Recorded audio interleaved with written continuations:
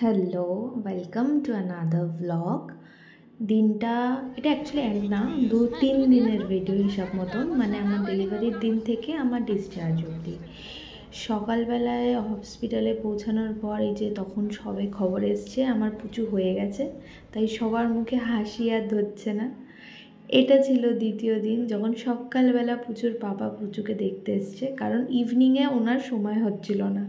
এত সবাই আসছিল যে পাপারই আর সময় হচ্ছিল না যে পাপা এসে বসবে পুচুর কাছে, কারণ হসপিটালে খুব কড়াকড়ি, দুজনের বেশি করে অ্যালাউ করছিল না। And this is the last day যেখানে আমি বাড়ি যাচ্ছি। সবাই ওখানে এসছে, আর এই যে আমাদের পুচুর রেডি বাড়ি আসার জন্য, আমরাও সবাই রেডি। সবাই ওকে ওয়েলকাম করার জন্য পিঙ্ক কালার আউটফিট পরে নিয়েছিল, ইভেন আমার ননদেরা। আর যে গাড়িটা করেও আসবে সেটা তো ফার্স্টেই ক্লিপ তোমরা দেখলে, যে ওটাকে সুন্দর করে পিঙ্ক অ্যান্ড ইয়েলো কালার দিয়ে সাজানো হয়েছে। হ্যাঁ, এটা হয়তো পুরনো কথা যে মেয়ে মানেই পিঙ্ক, বাট যেহেতু একটা জাস্ট কিউটনেস একটা ব্যাপার থাকে, সেই হিসাবেই সাজানো। আর এই যে আমরা বাড়ির সামনে চলে এসেছি, বাড়ির সবাই প্রচণ্ড এক্সাইটেড। তোমরা ব্যাকগ্রাউন্ডে হয়তো উলুর আওয়াজও শুনতে পাবে, উলুধ্বনি দিচ্ছে ওরা সবাই, সমস্ত পাড়ার লোক সবাই এক জায়গায় জড়ো হয়ে দাঁড়িয়ে দেখছিল যে কতক্ষণে ও আসবে।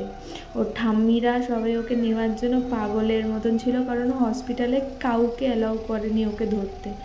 তো এই যে সবে আমরা বাড়ির সামনে এসে দাঁড়াচ্ছি।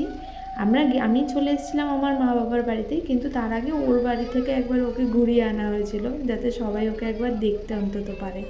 কারণ এখন আতুরের একটা ব্যাপার থাকে, তো সবাই সবসময় আসতে পারবে না, ছুতে পারবে না। তো এই জন্য সবাই বাড়ির সামনে নিয়ে গিয়ে মা একবার ওকে ওপর থেকে ঘুরিয়েছে। আর এই যে সবাই ওকে একবার করে দেখতে চাইছে বলে মা ঘুরিয়ে ঘুরিয়ে সবাইকে দেখাচ্ছে। বাট এই যে মহারানীর অ্যাটিটিউড দেখো না, নিজেই নিজের মুখ ঢেকে নিয়েছে।